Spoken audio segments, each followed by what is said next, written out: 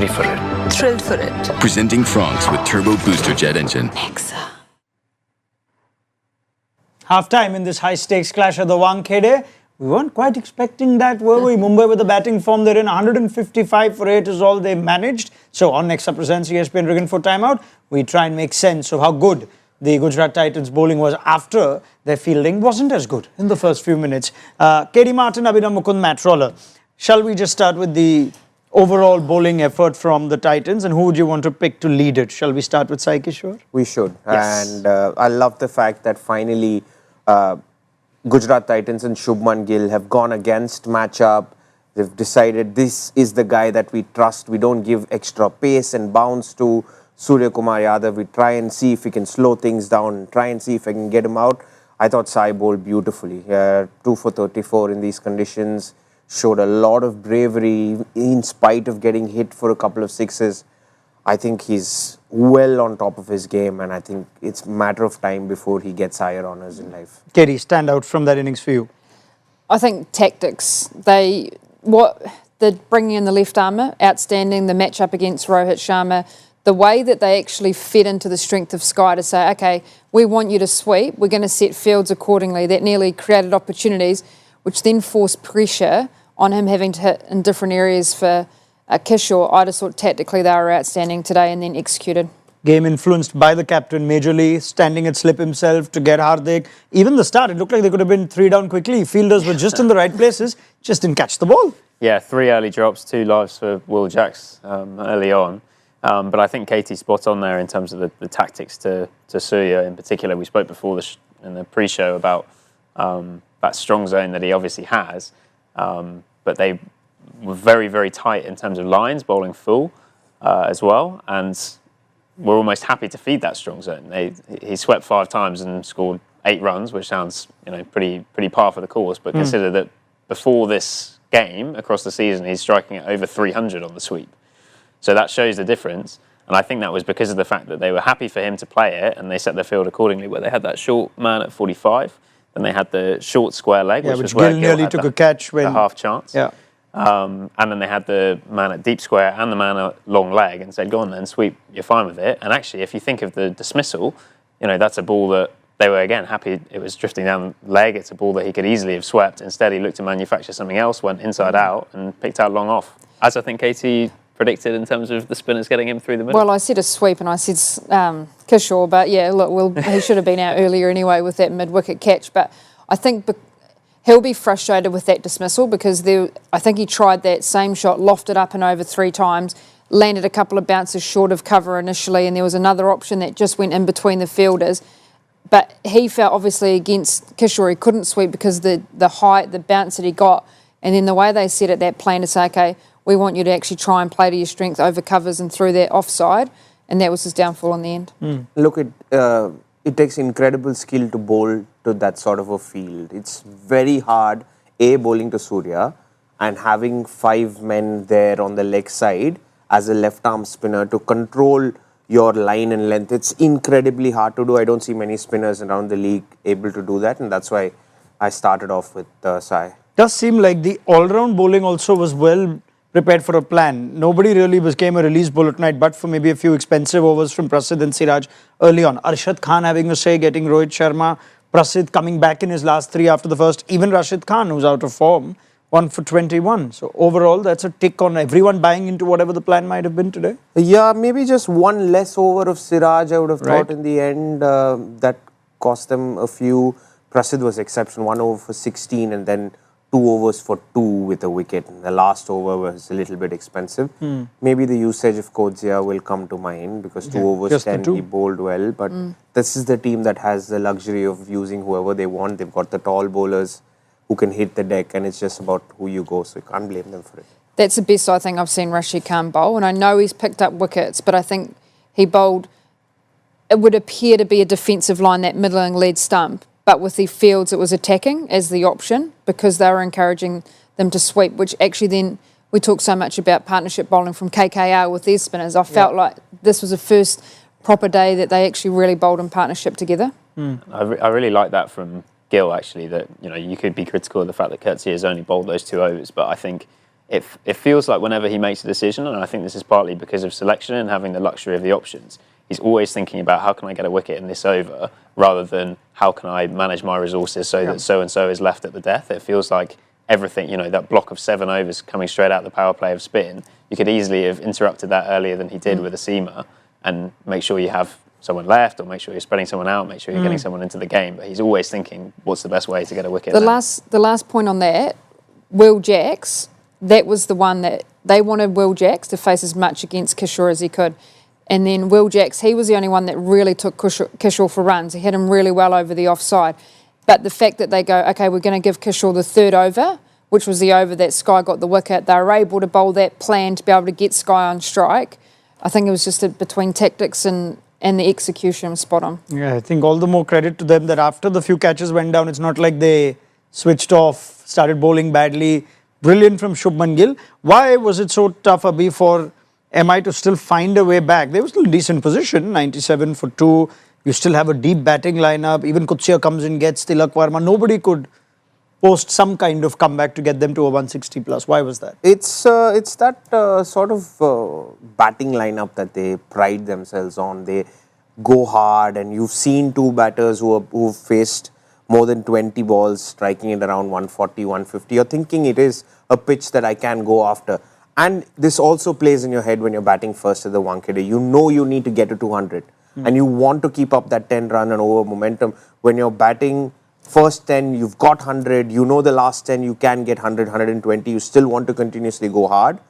And they ended up losing a few more in that middle phase. 97 for 2 to 113 for 6 when Tilak Varma was dismissed. So I think that was the rut that they got caught in. I was a bit surprised by Namandhir's dismissal. I was just looking forward to something from him because I feel he's batted really well this season and he's not got his due.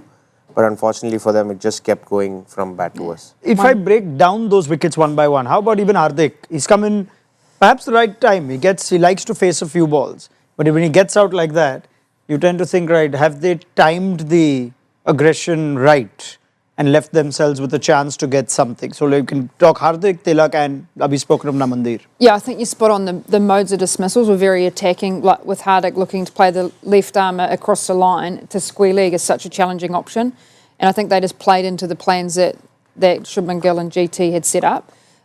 I think one partnership of 71, I think that was a score, nothing else really of note. And we always said at the start of the show, it's around the top order, and if you can get into the middle order of Mumbai, that's when you're going to see how challenging this team is, whether they're a championship team, because you had those contributions. And we've seen in the last week probably teams that have really maybe took a little bit more time through the middle, but they had that set batter or they had someone that could go at the end, and Mumbai just didn't have that.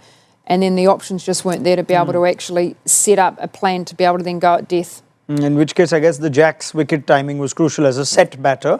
But before that, at least, that's fair to say the best Jacks has looked this season with the bat. I think so. He's had success against GT in the past as well. He hit that brilliant 100 at Ahmedabad last year where he really in fact, they dropped him in the Ahmedabad game this year. Yeah. Yeah, funny enough. Where he really tucked into Rashid Khan that day, and he did look, I think, towards his best against Rashid through the middle. I think that's one positive they can take.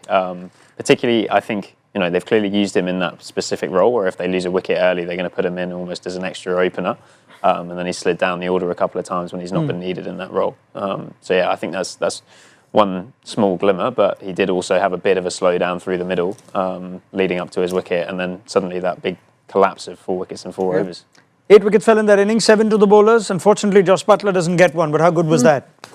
It was great awareness. If you watch the whole game, he actually does try that quite a bit, the old tap on, and he's English. They're just cheeky. Are they? I thought they were good boys, upholding the spirit of the game for themselves and the rest of the world. Yeah. Spot on, Raunak. Thank you, Maddie. Yeah, I'm not making no comment on that. Tell me something, but Jen, has he always been keen for these little cheeky things?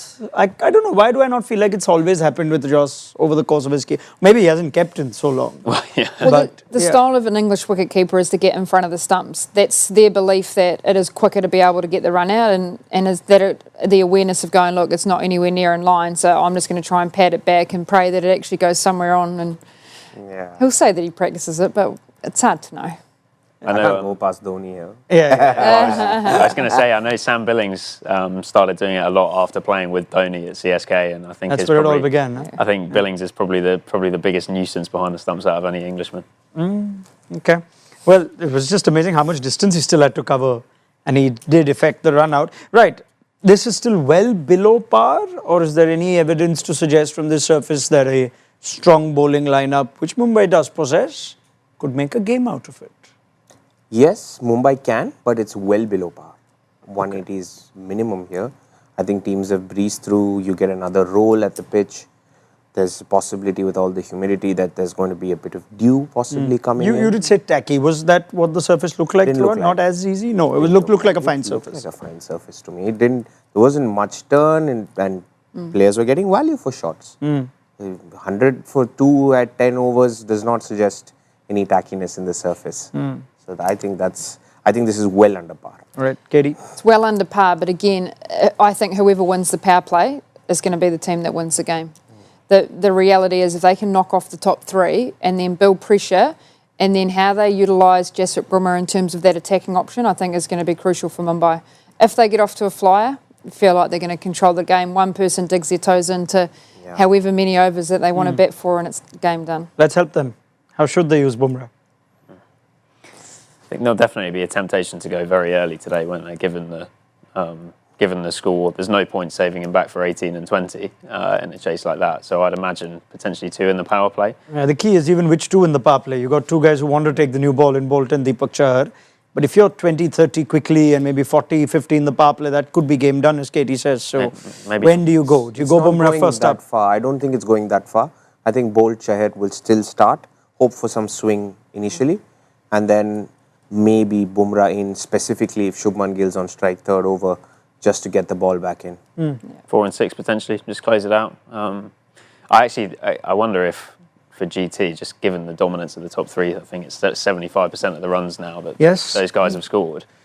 Given that, I wonder if this is a game where I think their ideal outcome could arguably be, and this is a hot take, but lose the wickets early, get the middle order an opportunity, and then sneak over the line by 4 or 5 wickets. Here's where I'm thinking that GT would be thinking this is right up our alley. Just play normally. Or would they say, right, let's make a quick game out of this. Let's focus on dominate. And if in some ways playing perhaps too easily can lead to some opportunities here. Either way, I mean, they know that this is their game to lose over here. Do you see anybody, one of Gill or Sudarshan dropping the ball? Or Butler? We're hoping at this point. I just want a close game. Look, 17th over, they haven't been dismissed before the 17th over. We all know that. So I don't think their modus operandi is going to change. They're just going to go not play dot, single. Try do something like that. I don't think they... Sure. Given the effect Sai Kishore had, would they miss Santner today? They hope you... And Karan Sharma, will he have a big role to play here? Yeah, I think he will. The one thing question mark on is, we talked about this off air, is that with Bosch having that knock on the head, and he looked a bit cagey walking up the stairs, is there a potential that there's going to be a concussion sub out with bringing in potentially another pace bowler, because obviously like-for-like replacement and that's something maybe to keep an eye out. Yeah, I mean, they do have, if it goes to that, we'll just have the conversation that you have restop players and overseas quick who can fit the like-for-like description, though that description of late has been open to interpretation, especially by... Let's not bring that one up. Mujib's available? Mujib's not on their bench and he will not be the like-for-like, but then neither was Dubey and Harshit Rana. Anyway, yeah. Now we're talking concussion sub, you remember, and not impact sub. Impact sub is already Karan Sharma, and we'll wait to see if Corbin Bosch takes the field. He could have a role to play with the ball. He did get a handy 20 odd with the bat, so we might have to make a game out of this. All those runs will count. But let's get predictions now from Matt, Abhi and Katie. Matt? I think GT get that win that I was talking about by 4 wickets, but with a couple of overs to spare. Oh, you think he'll have some action though, a few wickets. 71% on forecaster towards GT. Abhinav Mukund? Yeah, I think they'll get it comfortably. 17th, 16th over. 2 down, 3 down? Yeah. I'm thinking one of the top Classic 3 are there. GT. Yeah, one of the top 3 are there at the end. Katie? I'm going 4 down, but yeah, 17th over. Okay.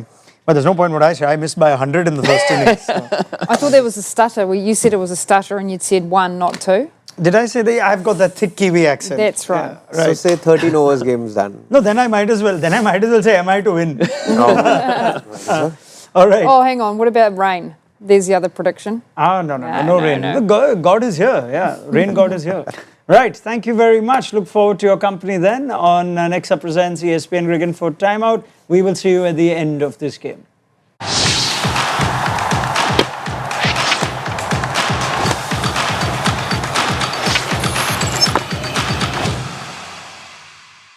Ready for it. Thrill for it. Presenting Franks with Turbo Booster Jet Engine. Nexa.